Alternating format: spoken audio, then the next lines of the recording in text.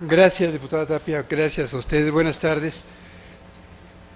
Me preocupó sobremanera que en la comida a la que nos invitaron hace rato no nos dieran café a todos al final, porque me toca conversar con ustedes. Pero me preocupó más todavía que en lugar de café repartieron unas bolsitas de té de hierbas tranquilizantes.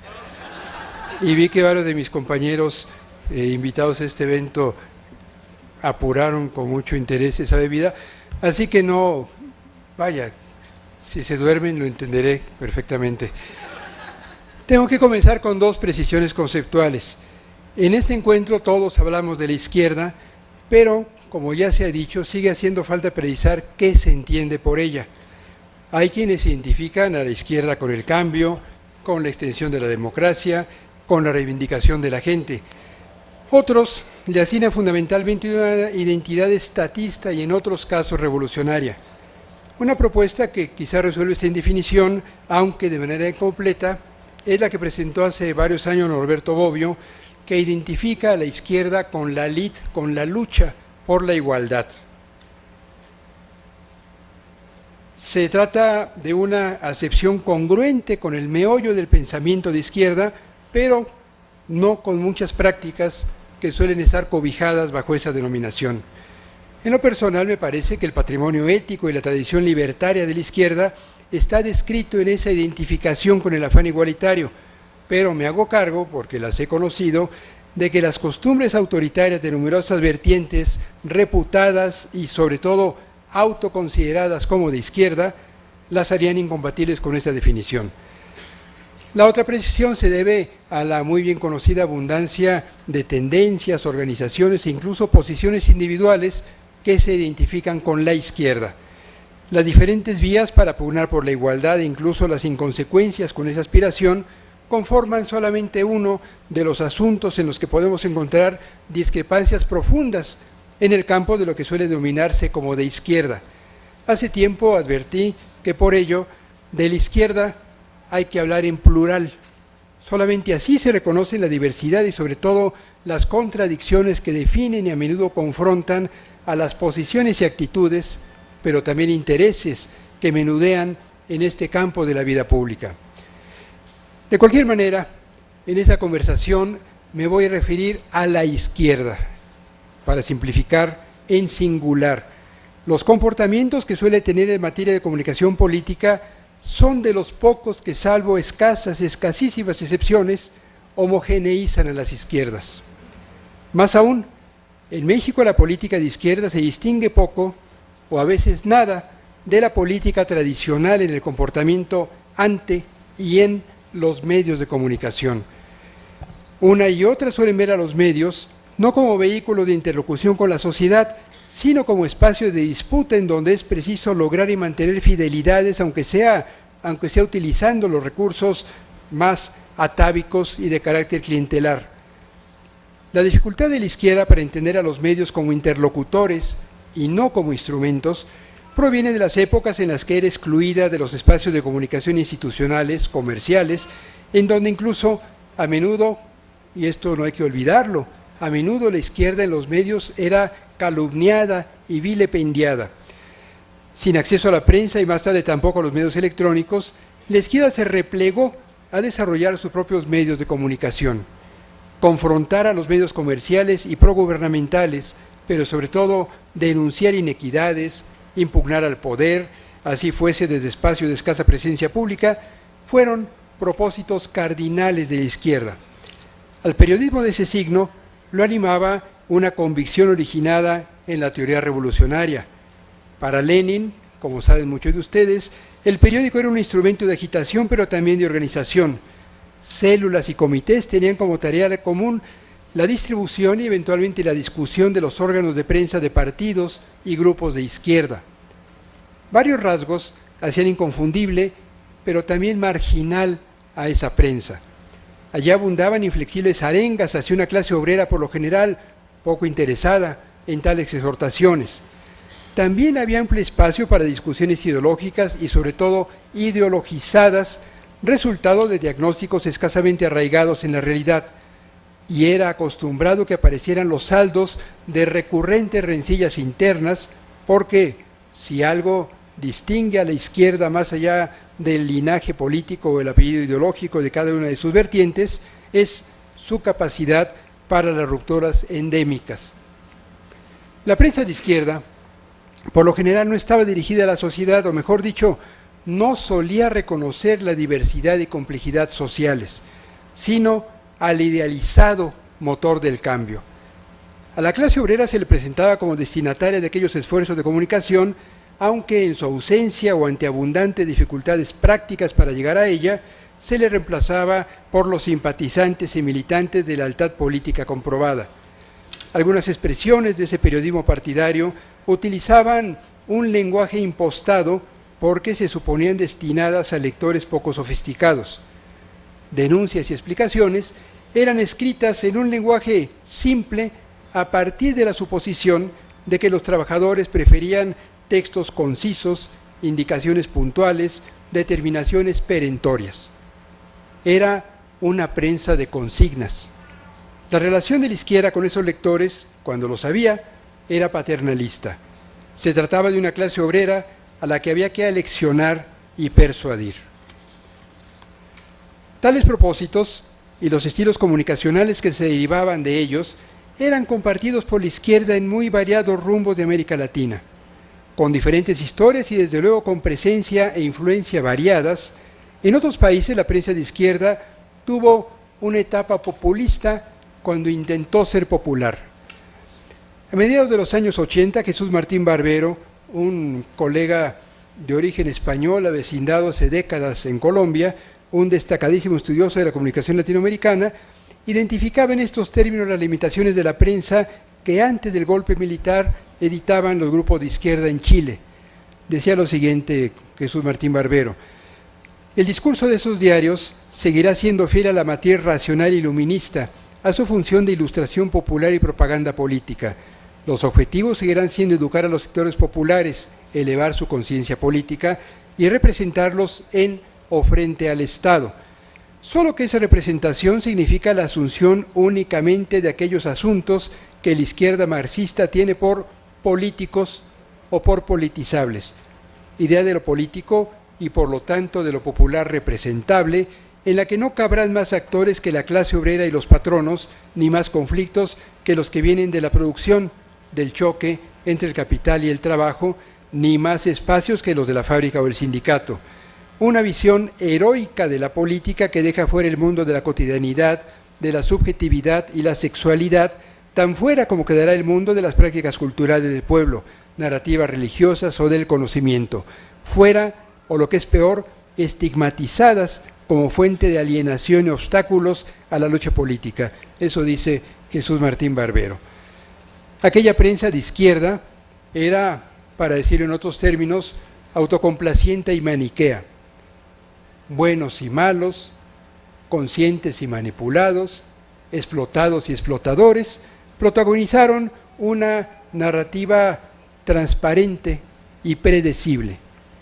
En descaro de quienes hacían aquella prensa, quizá debiera yo decir hacíamos en término autocrítico y quizá nostálgico, hay que decir que la percepción del mundo y en alguna manera el mundo mismo eran menos complejos de lo que son ahora.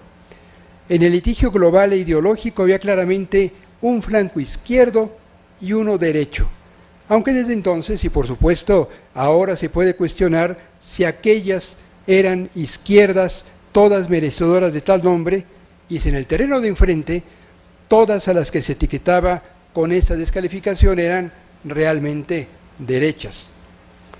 Simplificadora y dicotómica, aquella prensa fue pertinaz y de vez en cuando incluso heroica. Todavía en los años 70 y 80, por supuesto me estoy refiriendo al reciente siglo XX, en México había persecución, no constante, pero siempre temida, en contra de quienes editaban y distribuían esa prensa. Hay que tomar en cuenta ese contexto para aquilatar las concepciones esquemáticas y las consecuencias reduccionistas de aquella prensa de izquierda. Hoy me hago cargo de este abuso. Resulta sencillo señalar sus muchas limitaciones de forma y fondo pero es preciso recordar que ocurrían junto con fuertes restricciones financieras y de carácter político. Aquella era una prensa pobre y que se hacía con los recursos tecnológicos de la era predigital.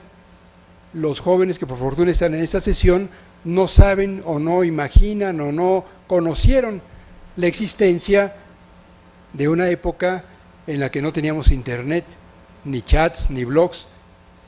Más aún, muchas de esas publicaciones eran hechas en prensa plana, con linotipos que descargaban en matrices de plomo, los tipos que acomodábamos en grandes cajas que se imprimían de manera compleja, difícil, tortuosa y lentísima. Era una prensa pobre, con enormes defectos, pero junto con ellos, a esa prensa de izquierda la movía el afán para persuadir a sus lectores. Persuadir a sus lectores. Era una prensa de argumentos, así fuesen a menudo elementales, que concebía a sus receptores como individuos capaces de acoger ideas de cambio y comprometerse con ellas. En aquellos años, concientizar era un verbo de sólido significado político, porque en buena medida las expectativas de la izquierda y su prensa radicaban en su capacidad para contagiar a los lectores la indignación y las convicciones, y entonces las ilusiones que movían a quienes le editaban y patrocinaban. Arrinconada por acechanzas y penurias, aquella prensa a menudo era inconstante. No tenía condiciones, pero tampoco vocación, para dialogar con sus destinatarios. A los lectores no los reconocía como interlocutores, sino como receptores de mensajes redentores. Aquellos empeños de concientización eran autoritarios, porque estaban más cerca del adoctrinamiento que de la persuasión, pero con todo tenían un propósito pedagógico. El mundo, el país, la izquierda, entraron más tarde en un entorno definido por la globalización de mercados e intereses, la irrupción de la sociedad de la información, la moderación al menos aparente de las antiguas ideologías, el reconocimiento de nuevos derechos sociales, la construcción de reglas para la democracia. En México aseguramos la validez del voto y accedimos a un entramado político definido por opciones diversas. Aquí, como en otras latitudes, la izquierda ganó una nueva presencia pública y se volvió políticamente competitiva. Al solidificar su presencia institucional, la izquierda ha estado en condiciones de propagar su discurso con mejor eficacia, pero además se mimetizó con rutinas y con estilos comunicacionales que ya practicaba el poder político. La izquierda así consolidada, ya entre la última década del siglo XX y los primeros años de este siglo XXI, no ha tenido necesidad de contar con sus propios órganos de comunicación porque ahora, como bien sabemos, tiene acceso a la prensa comercial y a la radio, pero como sabemos también la presencia en la televisión suele estar dificultada por el acaparamiento que un par de empresas hacen de ese medio. De cualquier manera, las reglas electorales permiten el acceso sin costo a espacios en radio y televisión. En este nuevo contexto, definido por la preeminencia de la cultura audiovisual, el debate de posiciones, que durante algún tiempo se desarrolló en la prensa partidaria y después en espacios de opinión de la prensa comercial, ha sido desplazado por imágenes en televisión y tertulias en la radio. La confrontación de proyectos políticos se ha vuelto infrecuente. En su lugar, se discuten asuntos coyunturales, a veces de trascendencia, pero por lo general apartados de las concepciones amplias de país y de futuro que resultan de los programas de aliento más amplio. La comunicación de la izquierda se ha ajustado a los formatos y prioridades que imponen los medios audiovisuales. La televisión y cada vez más la radio exigen mensajes breves, categóricos. En los escasos minutos de las conversaciones radiofónicas, por añadidura frecuentemente acicateadas por mensajes comerciales, no suele haber espacio para explicar el contexto ni las implicaciones de una denuncia o una propuesta políticas. En los exiguos segundos que por lo general la televisión dedica a una noticia originada en un partido político, apenas si se alcanzan a registrar algunas frases breves e imágenes huidizas. Los dirigentes políticos se ven obligados a estrechar sus argumentos y a comprimir su discurso para ajustarse a los reduccionistas formatos de la televisión y la radio. Además, tienen que hacer concesiones a la estridencia e incluso al sensacionalismo si es que quieren ganar espacios en la siempre espectacularizada agenda de los medios de comunicación. La izquierda ha ganado presencia pública gracias a ese acceso a los medios, pero al adecuarse a los requerimientos de forma y fondo de tales medios, ha empobrecido su discurso y se ha equiparado con el discurso y el mensaje de otras fuerzas políticas. La solidez argumental, si es que alguna vez lo fue, ha dejado de ser ventaja o distintivo de la izquierda. En la competencia por el acceso a los medios, la izquierda, sin distinguirse por ello un ápice de los partidos y grupos de otros signos, con frecuencia apuesta por la trivialidad e incluso a veces por la frivolidad en sus mensajes. Una prioridad de nuestros días para la izquierda, como para cualquiera que haga política de cara a los ciudadanos, es, por supuesto, acceder a los medios de comunicación. Con tal afán, todos hacen lo mismo.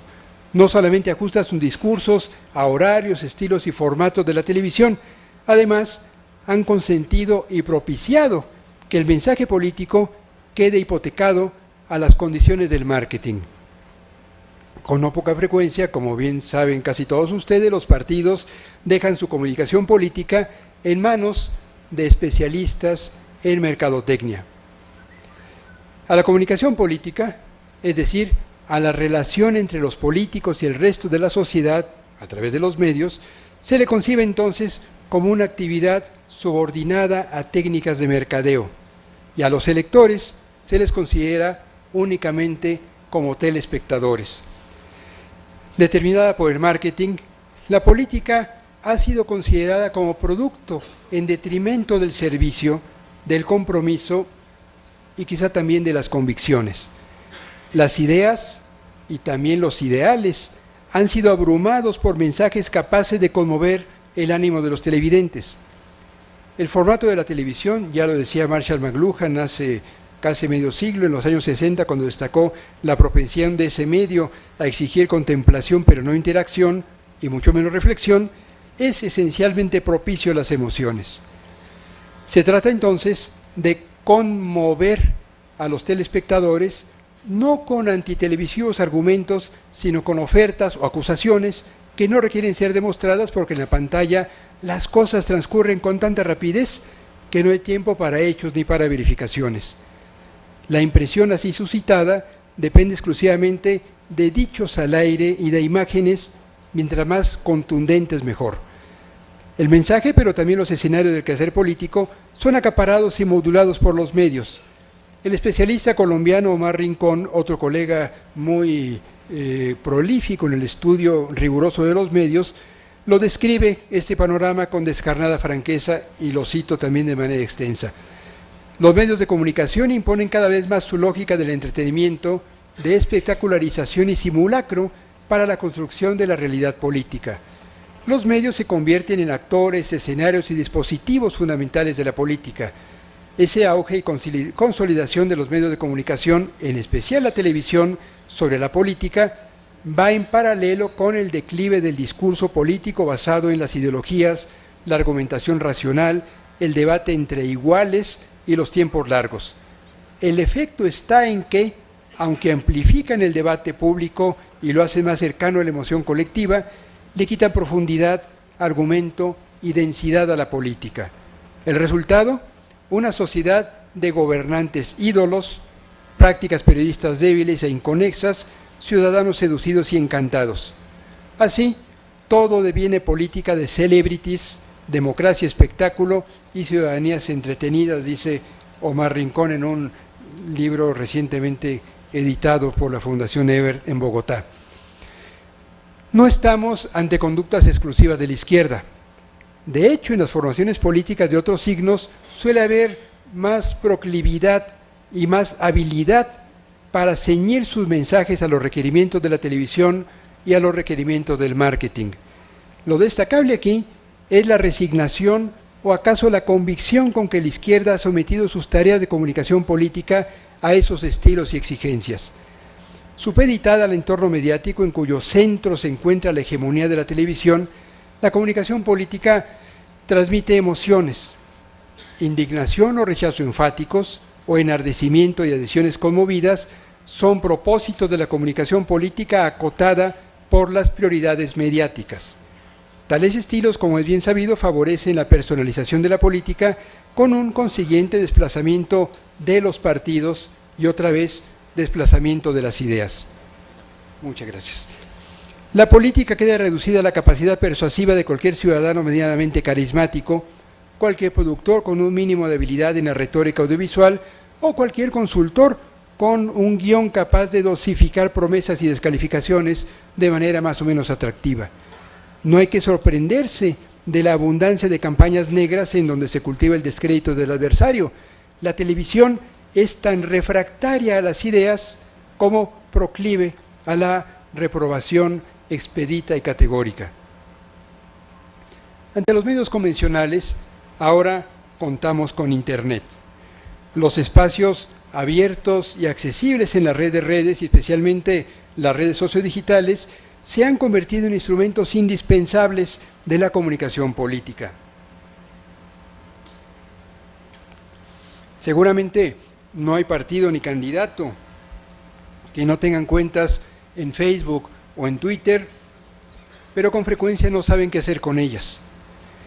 Las llamadas redes sociales son instrumentos formidables para propagar mensajes, articular vínculos y construir o solidificar identidades, pero no resuelven las carencias de los medios convencionales. Más aún, salvo excepciones, todavía los mensajes en las redes digitales únicamente alcanzan relevancia pública cuando son recuperados, amplificándolos por la radio o la televisión. El desconocimiento de las redes digitales ha conducido a partidos y candidatos a suponer que las lógicas del rating y la imagen que definen la contundencia de los mensajes en televisión se reproducen, son igual en Twitter o Facebook. Han creído que mientras más seguidores reúnen, mayores son sus posibilidades de éxito y han acudido a la contratación de operadores para sumar adhesiones de esa índole e incluso la fabricación por millares de cuentas fantasma. No han entendido que quienes en esas redes siguen a un político o a un candidato no son necesariamente adherentes suyos, sino simplemente ciudadanos con curiosidad e interés suficientes para dar clic en las cuentas de esos personajes. Tampoco suelen comprender muchos de nuestros políticos que el formato de tales redes, que obliga a mensajes breves con presencia efímera, sirve más para anunciar y enlazar que para ofrecer explicaciones. En la red, las descalificaciones circulan con tanta o mayor velocidad que las adhesiones. El límite que imponen los 140 caracteres de Twitter constriñe a simplificar. La diferencia entre sus seguidores y aquellos a quienes los personajes públicos pueden seguir se convierte en irreductible barrera para una auténtica interlocución. El acceso abierto a esas redes facilita la disponibilidad de mensajes tan variados como cada usuario quiera y pueda observar, pero no existe interacción uno a uno, que a veces, con ilusión e ignorancia, se pretende que hay en tales redes. Ni modo, no todos somos iguales en las redes sociodigitales, aunque hay un discurso demagógico que pretende que se ocurre. Con todo ello y la propagación de estas redes, la posibilidad que ofrecen para difundir contenidos adicionales, incluso distintos a los que propagan los medios convencionales, la libertad que se mantiene en ellas, su ubicuidad y descentralización, son rasgos, entre otros, que las hacen terreno propicio para los mensajes de carácter político. Sin embargo, igual que tales mensajes, en las redes sociales y en el resto de Internet circulan contenidos de toda índole.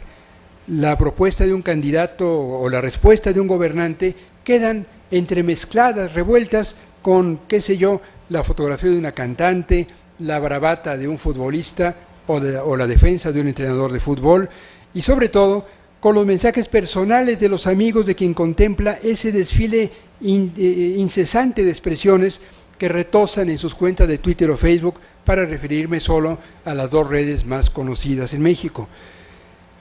Los mensajes políticos se propagan hoy en día en un ecosistema mediático del que son parte la televisión, la radio, la prensa, junto con ellos las redes y los contenidos alojados ahora en Internet.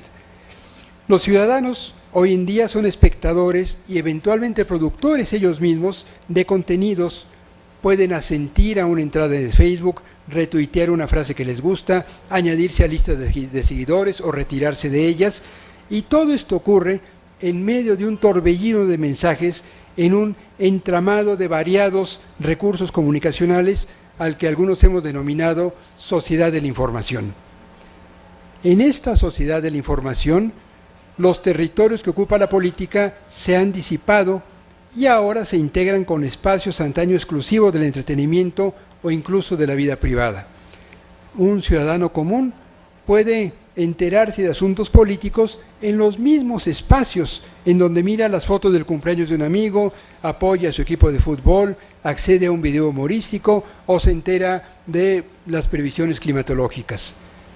La política, que ya se había instalado en las salas de estar de las casas gracias al televisor, ahora se inmiscuye en el repertorio de contenidos tanto privados como públicos a los que deciden asomarse los ciudadanos convertidos en usuarios de la red de redes. La política en ese sentido es más accesible, más cercana.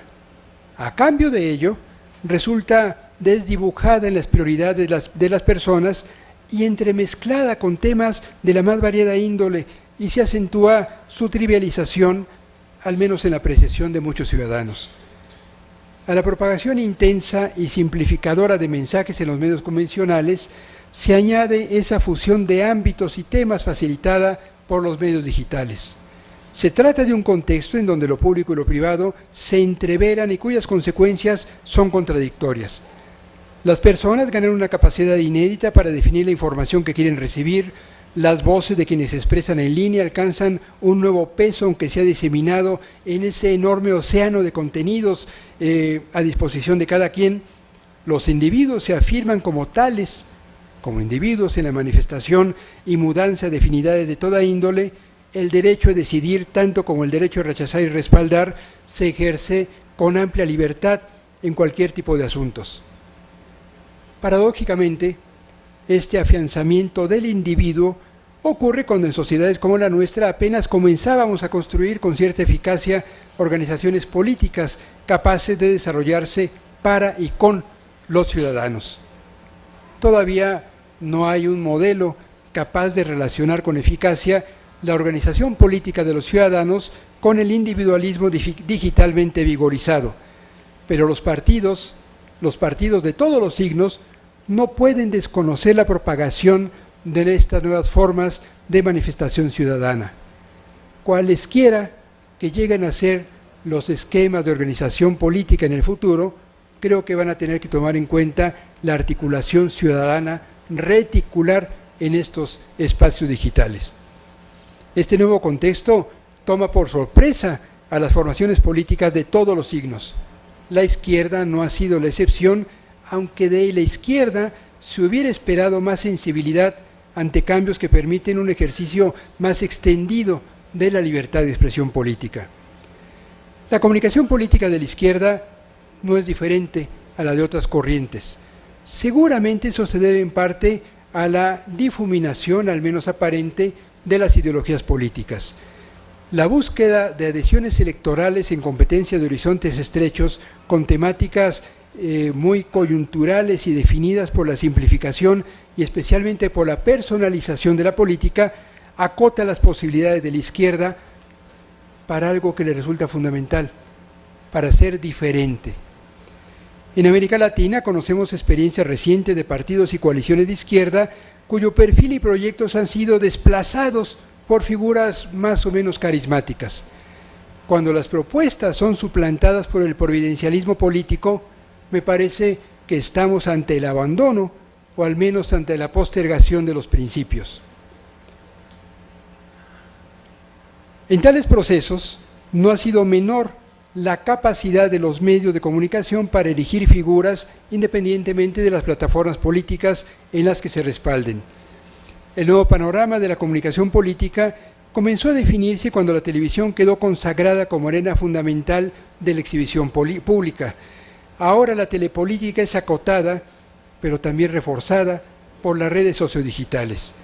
En esos nuevos espacios se propagan opiniones e informaciones que no necesariamente transitan por los medios convencionales, pero también se difunden abundantes alusiones a lo que se ve y se dice en televisión y radio.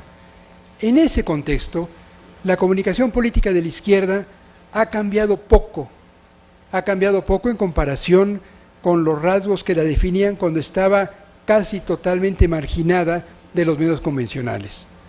Se trata, en primer lugar, de una comunicación que sirve más como elemento de autoafirmación que para propagar en la sociedad un perfil político distinto a otros.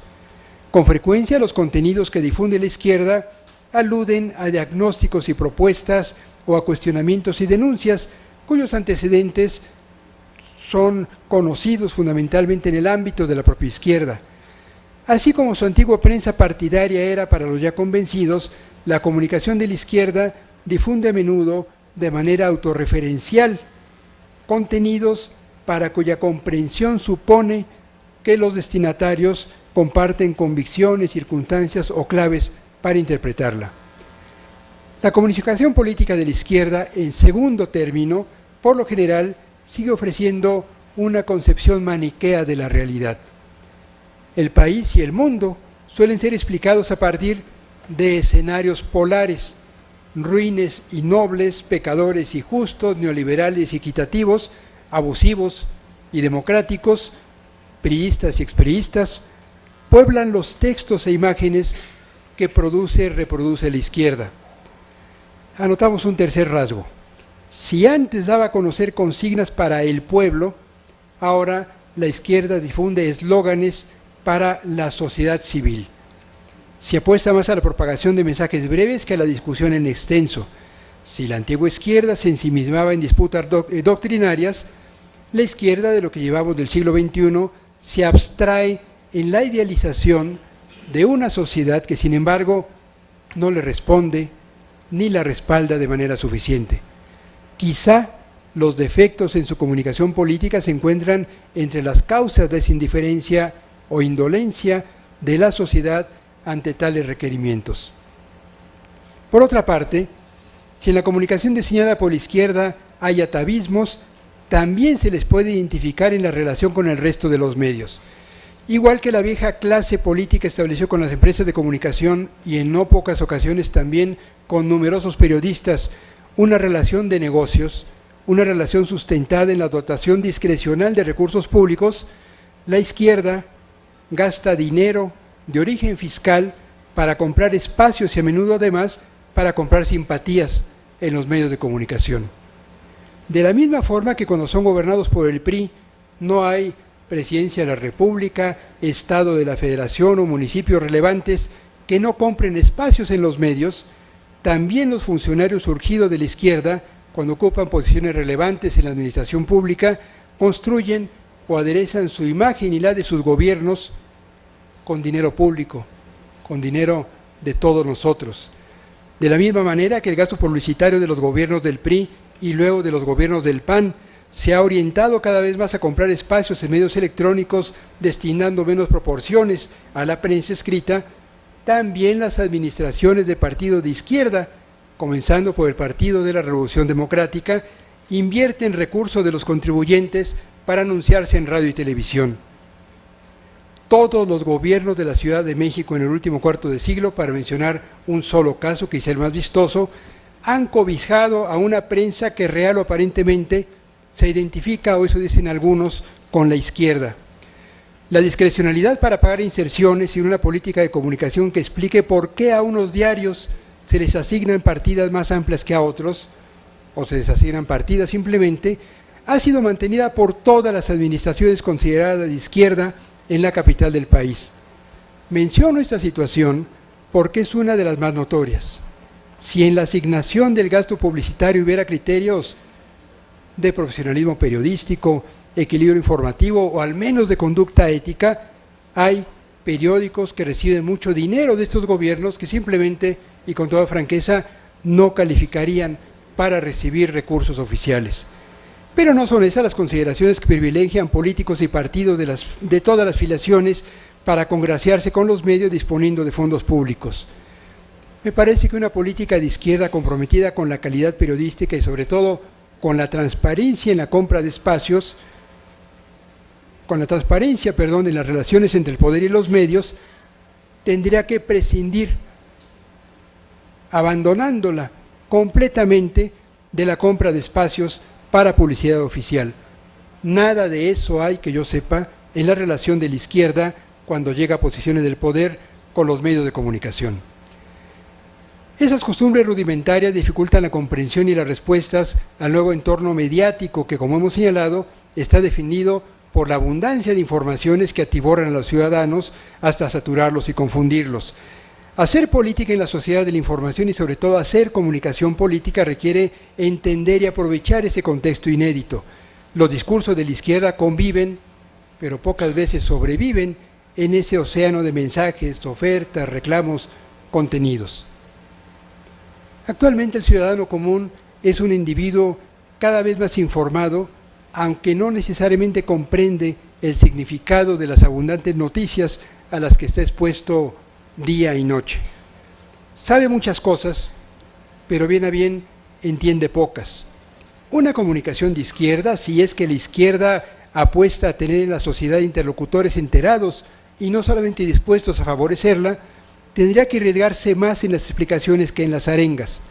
El ya mencionado Omar Rincón, después de examinar experiencias locales del reciente y muy mediático presidencialismo latinoamericano, se pregunta y propone lo siguiente: ¿qué tipo de democracia es la latina? Una que personalice el poder, que descree de los partidos, orientada por autoritarismos seductores, que se llena de fans y seguidores más que de interlocutores y ciudadanos.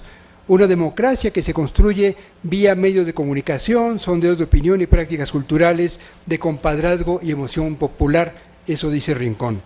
Y esa es evidentemente una democracia defectuosa, o por lo menos deficitaria, en donde las instituciones que la izquierda ha contribuido a crear, y los partidos, especialmente aquellos que como los de izquierda apuntan precisamente por la democracia, o eso se supone, se encuentran en riesgo. Un sistema político acotado por liderazgos providenciales está en peligro de una involución antidemocrática. Cuando esos liderazgos se apoyan en la adhesión o la subordinación de los medios de comunicación, el desafío es mayor, porque tales medios dejan de cumplir la función de contrapesos al poder político que pueden desempeñar cuando hay condiciones de auténtica libertad. En cambio, si los medios están manejados desde el poder, o si una de sus prioridades es contemporizar con el poder, y si la comunicación política simplifica en vez de mostrar la complejidad de los asuntos de interés general, nos encontramos ante un empobrecimiento del debate político. Al alejarse de su tradición explicativa o al limitarse a formulaciones escuetas que reproducen concepciones polarizadas o de plano carecen de concepción alguna, la izquierda contribuye a esa depauperación de ideas y además favorece esa resistencia a la política y sus instituciones que algunos colegas latinoamericanos han denominado con elegancia desafección política. La investigadora estadounidense Sisi Papacharice, una investigadora de origen griego que ha indagado las dificultades para el debate público en las redes digitales, explica que la simplificación de asuntos políticos complejos conduce a la desinformación y a un creciente escepticismo cívico. Yo creo que sí. Si la izquierda apuesta por la democracia, tendría que reconocer que el debate público es constitutivo, pero además es uno de los mejores resguardos de los regímenes democráticos. Los ciudadanos de una sociedad abierta y participante están en condiciones de salvaguardar y extender la democracia que les permite expresarse y de esa manera formar parte de la vida pública. La izquierda tendría que reivindicar constantemente, ejerciéndolo, el debate de ideas, aunque su discurso requiriese entonces de una complejidad y de matices ajenos a las simplificaciones y las polarizaciones. Si a la democracia le falta deliberación y no únicamente impugnación, e incluso si el estruendo que suele acompañar a la impugnación cuando se apuntalen ideas escasas o débiles dificulta el debate, entonces la izquierda tendría que esforzarse para persuadir eludiendo la descalificación. Una ciudadanía democrática se forma en la disponibilidad de información, la capacidad para jerarquizarla, la existencia de espacios para ventilar dudas y desacuerdos, así como la existencia de reglas, compromisos y cauces para expresar posiciones y tomar decisiones. Un proyecto de izquierda capaz de reivindicar lo mejor de su pasado, mirando hacia el futuro, tendría que proponerse la reivindicación de una ciudadanía en, con y para la democracia. Pero esa tarea, demasiado a menudo, es desplazada por las premuras de cada momento y sobre todo por la necesidad de lograr posiciones electorales. No está mal pretender el voto de los ciudadanos. La política institucional es fundamentalmente electoral y las posiciones de representación se alcanzan paso a paso en un proceso de propaganda, organización y proselitismo para el cual no suele haber reposo. Pero cuando la mirada de la izquierda está orientada exclusivamente a las elecciones, su política y especialmente la comunicación que se deriva de ella descansan en el marketing y no en la deliberación. Promueven la confrontación y se alejan de la reflexión. Pretenden contundencia alejándose de la inteligencia. Muchas gracias.